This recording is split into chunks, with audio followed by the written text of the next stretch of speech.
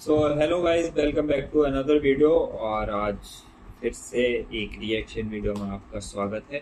और आज हम रिएक्ट करने वाले हैं एक और फनी वीडियो पे जिसका टाइटल है स्कैरी इंडियन हाई स्कूल। ये एपिसोड 1 है और इसके एपिसोड 2, 3, 4 और भी मतलब आगे हैं, तो उन पे आगे रिएक्ट करेंगे हम लोग।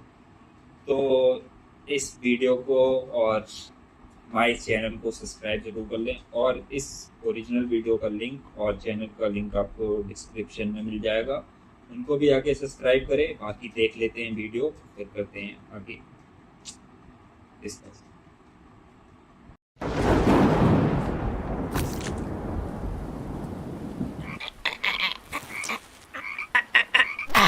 हमारा स्कूल ये एक ऐसा कैद खाना था जहाँ के नियम कायदे कानून कुछ अलग होते थे। इस जेल के कैदी डेली अपने घर से बस्ता टांग के यहाँ पे आते हैं दिहाड़ी करने। कई माँ बाप उनके बच्चों को खुद इस जेल में फेंक के जाते हैं ताकि उनका बच्चा जिंदगी में एक सक्सेसफुल दिहाड़ बन सके। दरिंदे रोक दे बच्चा। मैं अपनी दिहाड़ी करने वैन से जाता था। हमारी वैन वाले ड्राइवर का नाम था भैया जी और उसकी वैन का नाम था मैजिक, जिसका हर दूसरे दिन टायर पंचर हो जाता था। बच्चे लोग स्कूल जाके पढ़ना सीखे ना सीखे, टायर पंचर बनाना जरूर सीख जाते थे। लेकिन भैया जी से मेरा अलग अटैचमेंट था। उनसे मेरे को दिल से नफरत थी। ये आदमी सुबह 5 बजे आके मेरे घर के सामने हॉर्न बजाता था। अरे भैयू, ओए भैयू, जल्दी से तैयार हो जा बेटा, 5 मिनट में निकलना है फटाफट। 9 बजे का स्कूल है यार हमारा। लेकिन ये आदमी सुबह सबसे पहले आके मेरे को लेता था। उसके बाद हम 3-4 घंटे पूरे शहर भ्रमण पे निकलते थे। शहर के पूरे आखिरी कोने से बच्चे ले लेके आता था ये आदमी। जहाँ पे वैन जा भी नहीं सकती उधर कूदा कूदा के ले जाता था ये, और फिर टायर पंचर हो जाते थे। शाम पड़े वापस से हमको घर घर छोड़ के आता था ये। जिंदगी बर्बाद कर दी थी भैया जी ने मेरी। सबसे पहले लेते थे और सबसे आखिर में छोड़ते थे। लेकिन मैं फिर भी उसी वैन में जाता था क्योंकि चमेली भी हमारी वैन में आती थी। और बात यह है कि वो मेरे पास ही बैठती थी, मतलब मजबूरन। उसके पास और कोई ऑप्शन ही नहीं बचता था और मैं बचाता भी नहीं था। मैं घर पे जाते थे, जो 2-3 घंटे मेरे को सोने के लिए मिलते थे उसमें सोता नहीं था और मैं प्लानिंग करता था कि कैसे चमेली सिर्फ मेरे पास बैठे। चमेली सबसे आखिर में आती थी और मैं सबसे पहले सुनसान वैन में चढ़ के बस्ता अपने पास में रख के और फसर के सो जाता था। बाकी सारे बच्चे अपना बस्ता गोदी में रखते थे क्योंकि तुम्हारे बाप की वैन नहीं है, मतलब मेरे भी नहीं थी, पर मेरे ऊपर भैया जी को तरस आ जाता था कि बेचारा 5 बजे से आया है, तो वो सोने देते थे। अरे कैसे चला रहा है ये गाड़ी? रुक जा, गाड़ी चलाना नहीं आती क्या? देखो, आदमी इतना तभी चिढ़ता है जब उसकी जिंदगी में कोई लड़की ना हो। नहीं है ना? नहीं, मैं समझ सकता हूँ लड़की ना होने का दुख दर्द। मैं भी किसी जमाने में लड़कियों की तलाश में गली मोहल्ले भटकता था। फिर एक दिन मेरे पास से वो निकली। जैसे ही मैंने हैपन खोल के देखा, उसकी आईडी मेरे फोन पे चमक रही थी। हैपन ये एक रियल लाइफ डेटिंग ऐप है। यहाँ पे तुमको वो लोग मिलेंगे जो तुम्हारे आस पड़ोस से निकले हो कभी ना कभी। 100 किलोमीटर दूर रहने वाले लोगों से बात करके फायदा ही क्या जब तुम मिल ही ना पाओ। और अगर तुम्हारी घिनौनी शक्ल देख के यहाँ पे तुमसे कोई प्यार मोहब्बत नहीं भी करता है तो तुम फ्रेंडशिप तो कर ही सकते हो फिर भी। So go and check it out happen, link is in the description. लेकिन मैं सोता नहीं था, मैं आंख बंद करके चमेली के घर का इंतजार करता था। तो क्योंकि चमेली आखिरी में आती थी तो वैन पूरी पैक पुक हो रखी होती थी, बच्चे बाहर उबल रहे होते थे और मैं अपना बस्ता पास में रख के एक्टिंग देखो एक्टिंग। और जैसे ही वो आती थी, हड़बड़ाना नहीं, ऐसे टाइम पे हड़बड़ाते नहीं है कि फटाफट बैग उठाया और आओ इधर बैठो जल्दी। मत करना ये हरकत, भाग जाएगी वो। ठरक नहीं झलकना चाहिए, जरासिक भी एकदम सटल रखना है। क्या हुआ? और कहीं जगह नहीं है क्या? तेरे मुंह में मूत दूंगा मैं। अच्छा ठीक है, इधर ही बैठ जाओ। देख रहे हो एक्टिंग, देखो तुम लौंडे की। ना जाने कौन सी नशीली खट्टी मीठी खुशबू लगा के आती थी चमेली। आज तक उसकी खुशबू है मेरी नाक में। मैं वो खुशबू का पूरा मजा ले ही रहा होता हूँ, इतने में एकदम भभका बास आती जनेका से। जैसे ही मैं बाहर झांकता हूँ, मरा हुआ कुत्ता पड़ा है वहाँ पे। एक काली कार सूख करके निकली और मेरे बच्चे को मार दिया। कैसे करके निकली? शुक। ऐसे नहीं निकली थी, मैं यहीं पे खड़ा था, वो कार आई थी और जैसे ही वो बच्चा नीचे आया तब वो खड़ा, वो बच्चा चिल्लाया और फिर कार करके भाग गई। उधर कुछ बच्चे ऑटो रिक्शा से भी आते थे स्कूल। ऐसा लगता था कि पूरे स्कूल के बच्चे इस एक ऑटो रिक्शा में ठूस ठूस के ले जाता है वो। ये ऑटो वाले और भैया जी दोस्त थे और अब ये बीच सड़क पे रेसिंग लगवा रहे हैं। इनकी गाड़ियां उबला रही है बच्चों से, फिर भी नहीं मान रहे ये लोग। नहीं जीतूंगा। स्कूल जाके वो पीछे मुलट के देख रहा है तो एक बच्चा नहीं बचा उसके ऑटो रिक्शा में। हमारे भैया जी बेचारे पीछे से उनके गिरे हुए बच्चों को उठा उठा के ला रहे थे। ये सब हरकतें करके हम लोग जैसे तैसे कैद खाना पहुंच जाते हैं। सुबह 5 बजे से निकलने के बावजूद हम लोग लेट पहुंच रहे हैं वहाँ पे पहुंच के हमने देखा कि 4 लौंडे मरे हुए पड़े हैं जिनको डॉन ने मारा है। डॉन हमारे स्कूल की इंचार्ज थी। डॉन का कद छोटा था और पेट मोटा था और आश्चर्य की बात यह है कि समय के साथ उसकी हाइट कम हो रही थी। मतलब बड़े नहीं बड़े वो चलता है एक बार को, पर इसकी कम हो रही थी। डॉन बहुत स्ट्रगल करके कार से स्कूल आती थी खड़े होके, क्योंकि बैठ जाए तो उसको सामने की सड़क नहीं दिखती थी। वो अलग बात है, खड़े होके भी पूरा नहीं दिखता था। हर रोज 2-4 कुत्ते कुचलते हुए आती थी वो। फिर मेरे को समझ आया कि रास्ते में जो कुत्ते दिखे थे वो डॉन इस कैद खाने में छत पे बैठी रहती थी स्नाइपर लेके। कोई भी कैदी कुछ गलत गतिविधि करता हुआ दिखता था तो वहीं पे, मैडम इनकी लाश का क्या करना है? अरे ये तो आपको पता ही है। कहाँ रह गए थे यार झमू दीदी, फटाफट ये खून वून साफ करो। झमू दीदी बुलेट से स्कूल आते थे और ये अफवाह फैली हुई थी पूरे स्कूल में कि उनके घर पे मर्सिडीज भी है, लेकिन झमू दीदी हम्बल रहना पसंद करते हैं। ऐसा कहा जाता था कि ये स्कूल ऑन पेपर झमू दीदी के नाम पे ही है, पर वो हम्बल रहने के लिए यहाँ पे झाड़ू पोछा लगाती है। वैसे मैडम इन्होंने करा क्या था? गैर कानूनी पेन फाइट का सट्टा खेलते थे ये लोग क्लास में। उससे मेरे को प्रॉब्लम नहीं है, मेरे को क्यों नहीं? हाँ, हमारी क्लास में पेन फाइट का सट्टा चलता था। हमारे इधर जो लौंडा पेन फाइट में जीतता था सामने वाले का पेन उसका हो जाता था। कुछ बच्चे अपना सब कुछ दांव पे लगा देते थे और कर्जे में डूब जाते थे। फिर भी वो लोग हार नहीं मानते थे और अपने दोस्त से पेन उधार लेके खेलते थे और वापस हार जाते थे। तो अब क्लास में कुछ बच्चों के पास पोटला भर के पेन पड़ा है और कुछ बच्चों के पास पेन ही नहीं है। पेन इस कैद खाने की करेंसी थी। जिसके पास जितने महंगे पेन वो उतना रईस। यहाँ पे ब्लैक में पेन इधर उधर होते थे।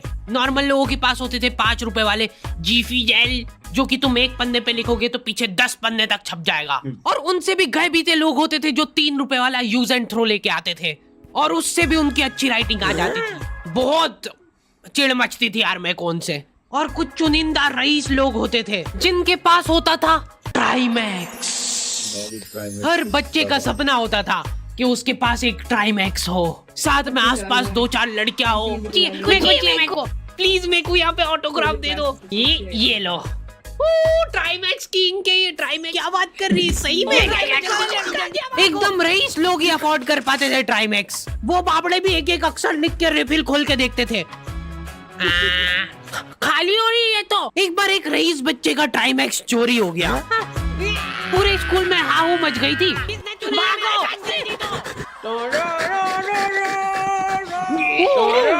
देखो, उस दिन हमको पता चला कि वो आदमी दौड़ भी सकता है।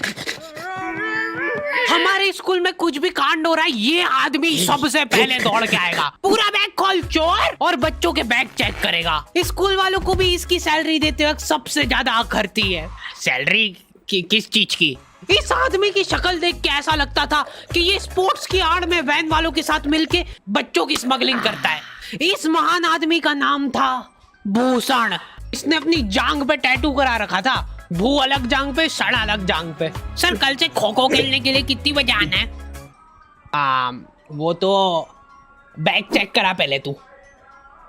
इन्होंने पूरे कैद खाने के कैदियों को लाइन से खड़ा कर दिया है। पेन हमारी क्लास के बच्चे का गुमा है और पूरे स्कूल में ढूंढ रहे हैं लोग। आखिरी में पता चलता है कि वो बच्चा घर पे भूल के आ गया था उसका पेन। सॉरी बेटा, एक फेट में मुंह देगा।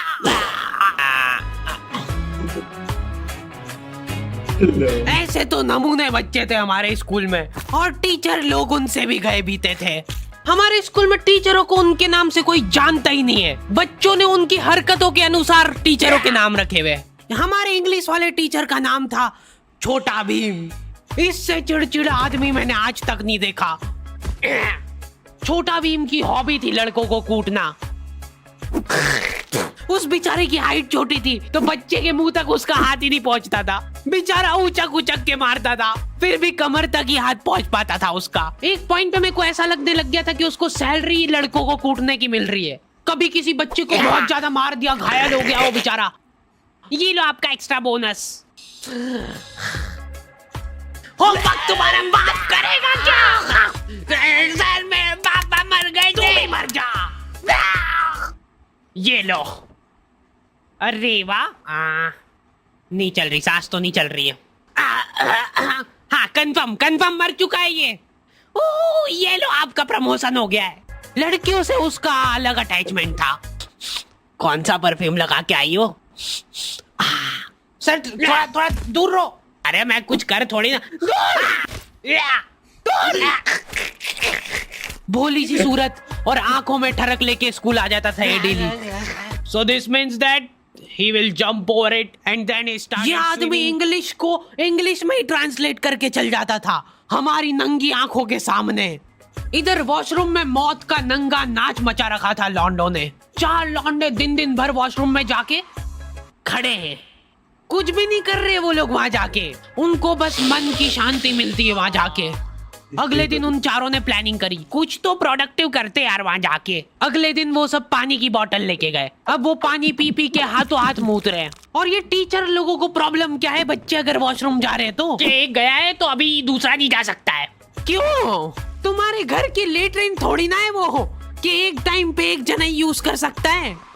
मान लो वो 2 जने अगर वॉशरूम में मिल गए तो वो क्या कर लेंगे ज्यादा से ज्यादा? भाई यहाँ का बल्ब निकाल लेते हैं ना। हाँ निकाल लो, फीस भरी है अपन ने। लॉन्डो को ऐसा लग रहा है कि इन्होंने फीस भर के पूरा स्कूल खरीद लिया है। 10 लॉन्डे कॉरिडोर में छाती चौड़ी करके चल रहे हैं प्रिंसिपल के सामने। प्रिंसिपल को इग्नोर कर रहे हैं ये लोग। इनको ऐसा लग रहा है कि इन्होंने फीस भर दी है तो प्रिंसिपल इनके पैर पड़ेगी। उनमें से आधों ने फीस भरी भी नहीं है। हमारा स्कूल बिल्कुल सेफ नहीं था। हमारे वॉशरूम में चोरियां हो जाती थी यार। बल्ब चोरी करने के बाद सब लोग अंधेरे में मूत रहे एक दूसरे के जूते पे। उधर कर। उसके बाद पूरे वॉशरूम में कुछ दिख नहीं रहा है चोरी करने का। तो ये लोग हाँ नल उखाड़ के ले गए। नल कौन ले जाता है? कभी वो मछली वाले साबुन चोरी हो जाते थे, कभी ये फिनाइल की सफेद गोली को माउथ फ्रेशनर समझ के खा जाते थे। भाई इसको चबा मत, इसको चूस, ज्यादा देर तक चलेगी ऐसे। ठंडक हो रही भाई, ठंडक।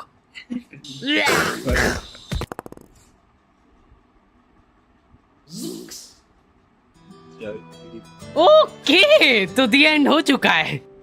होपफुली तुम लोगों को ये वीडियो पसंद आई होगी। अब कोई भी रोएगा नहीं। किधर गया? वो मर चुका है। लो भाई तुमको जो चाहिए था ले आया हूँ मैं। अपने दोस्तों को ब्लैकमेल करो उनकी गंदी फोटोज दिखा के कि उनको ये वीडियो मजबूरन देखना पड़े। तो मजा आया वीडियो देख के। वास्तव में एकदम रियलिटी थी। हम लोग भी पहले गांव में रहा करते थे तो हम भी गांव में ही रहते हैं। मतलब पढ़ाई के टाइम पे छोटे थे तब गांव रहा करते थे, बाद में नहीं रह रहे थे। अब फिलहाल दोबारा से घूमनी है तो बहन आ जाती थी हमारे भी घर को। हमारा भी गांव अलग था थोड़ा सा, तो सबसे पहले हम दोनों को उठाती थी बहन हमारी आके और सबसे लास्ट में हमें ही छोड़ती थी। हम बोर हो जाते थे, सुबह भी सो कर जा रहे हैं तो भाई उसके पीछे बैठ जाते थे मैजिक के। भाई इतनी धूल आती, फ्री का पाउडर अलग से मिलता था हम लोग को। हमें तो ये लगता था हमारा सारा टाइम बहन में ही गुजरता है। बस जो इतना एक्स्ट्रा टाइम होता था हमें घर पे सिर्फ हम सोने के लिए आते थे, सो के उठ के सुबह फिर से बहन में बैठ जाते थे।